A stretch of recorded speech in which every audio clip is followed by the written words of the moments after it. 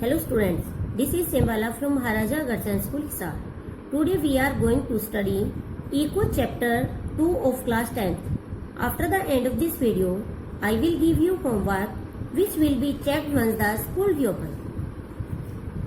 आज हम शुरू करते हैं हमारे सेकंड चैप्टर का सेकंड पार्ट, अतिरिक्त रोजगार का सृजन कैसे हो।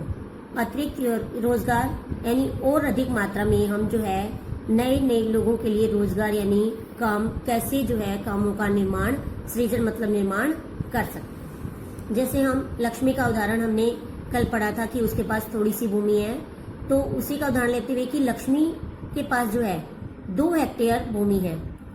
वह अपनी भूमि की सिंचाई के लिए एक कुएं का निर्माण करना चाहती है और इसके लिए वो सरकार से लेकर कुछ मुद्रा उस पर खर्च करती है। अब जब वह अगर उसके पास कुएं का निर्माण हो जाएगा तो भूमि की सिंचाई करना उसके लिए आसान हो जाएगा। तब जो है सिंचाई करके वो अपनी भूमि पर एक फसल गेहूं उपजाती है, जिससे 2 लोगों को 50 दिन का रोजगार मिल सकता है।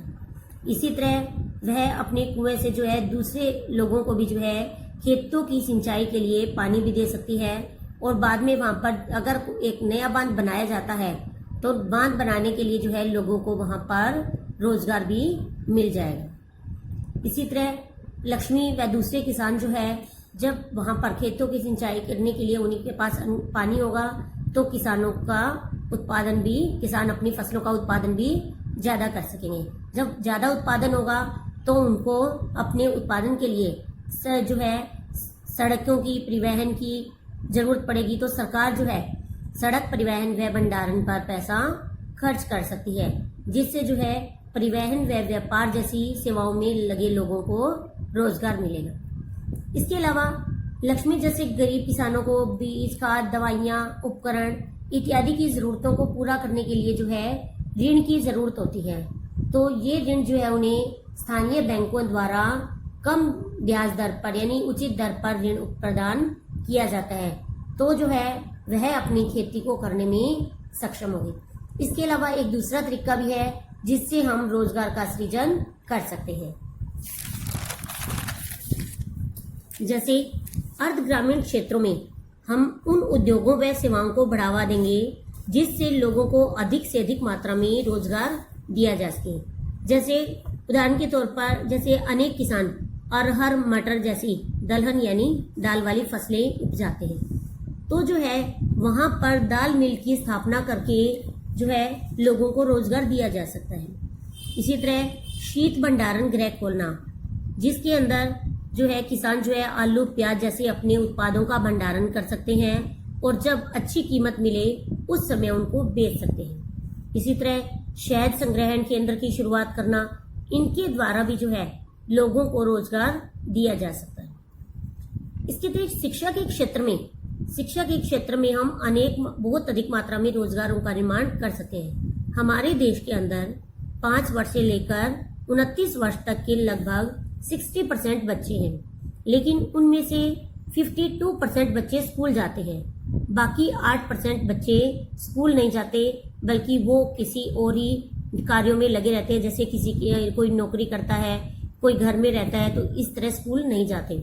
यदि वो बचे हुए 8% बच्चे भी स्कूल जाने लगे तो जो है हमें और अधिक मात्रा में स्कूल की अध्यापकों की जरूरत पड़ेगी, तो जो है अकेले शिक्षा के क्षेत्र में ही जो है 20 लाख रोजगारों का सृजन किया जा सकता है।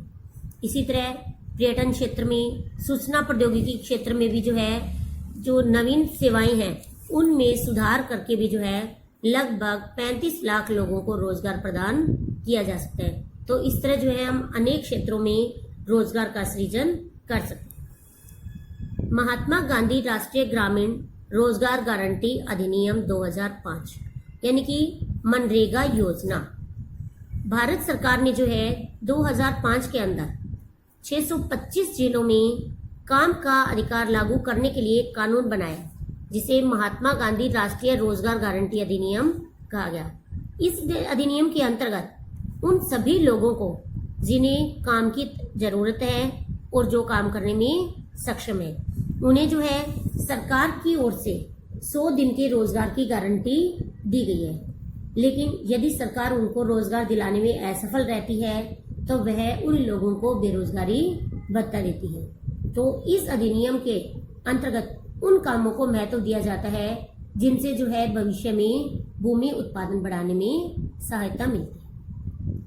नेक्स्ट है संगठित और असंगठित क्षेत्र के रूप में क्षेत्रकों का विभाजन। संगठित क्षेत्र कौन से होते हैं? संगठित क्षेत्र वो होते हैं इसमें वे उद्यम या वे काम आते हैं जहां रोजगार की अवधि नियमित होती है, लोगों के पास सुनिश्चित काम होता है, यानी कि लोगों के पास हमेशा काम रहता है। वे सरकार द्वारा पंजीकृत होते हैं अर्थात सरकारी नियंत्रण में होते हैं और उन्हें सरकारी नियमों व विनियमों का पालन करना पड़ता है। और इन क्षेत्र में लगे हुए कर्मचारियों के रोजगार जो है सुरक्षित रहते हैं और इन्हें सुरक्षा के लाभ भी रोजगार सुरक्षा के लाभ मिलते हैं। यदि वे अपने समय से अधिक नियमित समय से अधिक समय तक अगर काम करते हैं तो उन्हें अतिरिक्त वेतन दिया जाता है। इसी तरह जो है उन्हें जो है छुट्टी के लिए सवेतन छुट्टी मिलती है और अवकाश काल में भुगतान, यदि अब वो छुट्टी के समय में अगर काम करते हैं तो उन्हें भुगतान किया जाता है।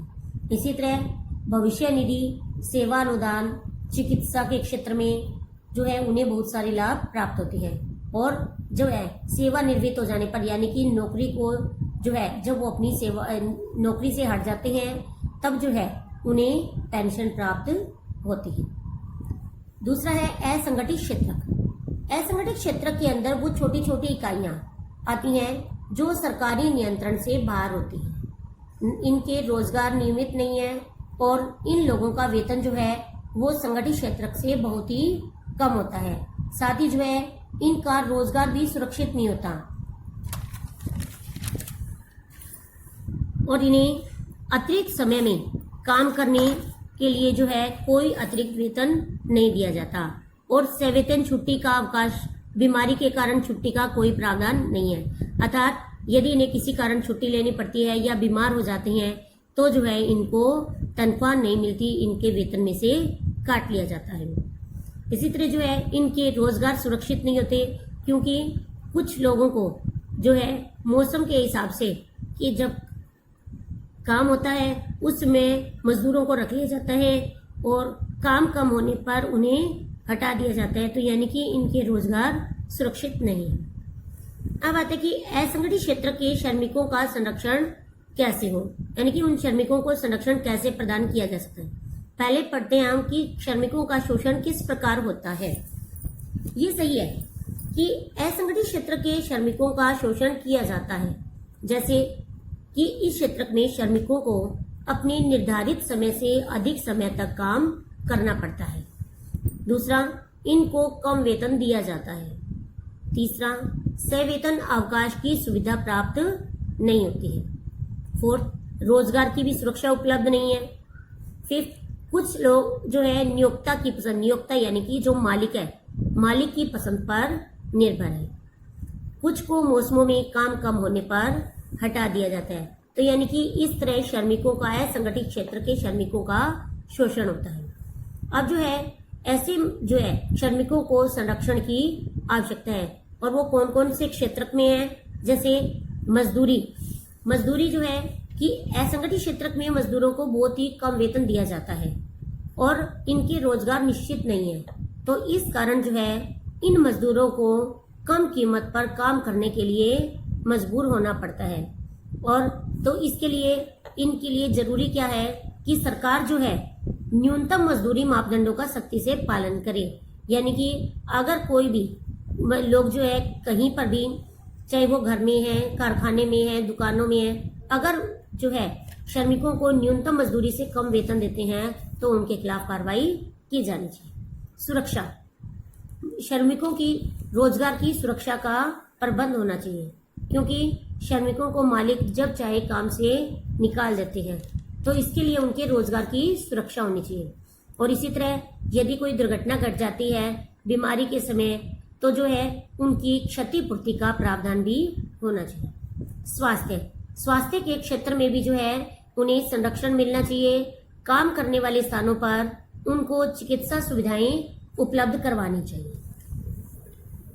नेक्स्ट आता है स्वामित्व आधारित क्षेत्र, यानी कि स्वामित्व के आधार पर क्षेत्र जो है मुख्य रूप से यहाँ पर हम सार्वजनिक व निजी क्षेत्र का वर्णन करें। सार्वजनिक क्षेत्र के अंदर वो गतिविधियां आती है जो सरकारी नियंत्रण में होती है और इन पर जो है राज्य या राज्य के अधीन किसी संस्था का नियंत्रण होता है और इसमें सरकार ही जो है सारी सेवाएं उपलब्ध करवाती है। सार्वजनिक क्षेत्र का उद्देश्य जो है केवल लाभ कमाना नहीं होता, बल्कि लोगों को सुविधाएं प्रदान करना होता है, जैसे डाकघर, रेल सेवा, बैंक, पुलिस, न्यायपालिका इत्यादि। नेक्स्ट है निजी क्षेत्र।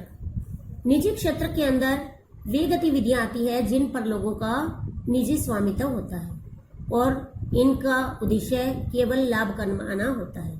जैसे किसान जो है अपने खेत में कृषि उत्पादन करता है, जो कोई भी है अपनी दुकान पर, कारखाने में, जैसे कि कारखाना Tata iron steel company, Reliance आदि, ये निजी क्षेत्र के उदाहरण है। इनका अपना निजी स्वामित्व है और लाभ हानि का उत्तरदायित्व इनका स्वयं का होता है।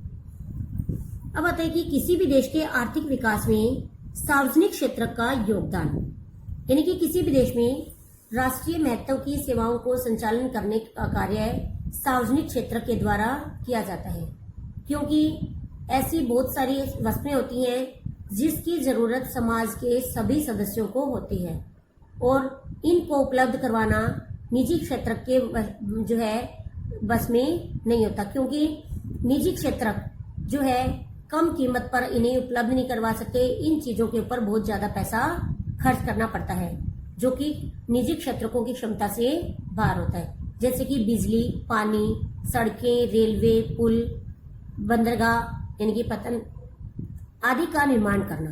तो इस तरह जो है कि भारत, तो ये सब जो है सार्वजनिक क्षेत्र की सेवाएं उपलब्ध करवाना सरकार की जिम्मेदारी है। इसी तरह भारत सरकार जो है किसानों से गेहूं, चावल आदि जो है इन लोगों से जो है खरीदती है और कम कीमत पर लोगों को राशन की दुकानों के, उचित दर वाली राशन की दुकानों के जरिए गरीब लोगों को उपलब्ध कराती है और आर्थिक विकास में योगदान देती है। ये था हमारा आज का टॉपिक। यहाँ तक के क्वेश्चन आप अच्छे से लर्न करेंगे और अपनी नोटबुक में राइट करेंगे।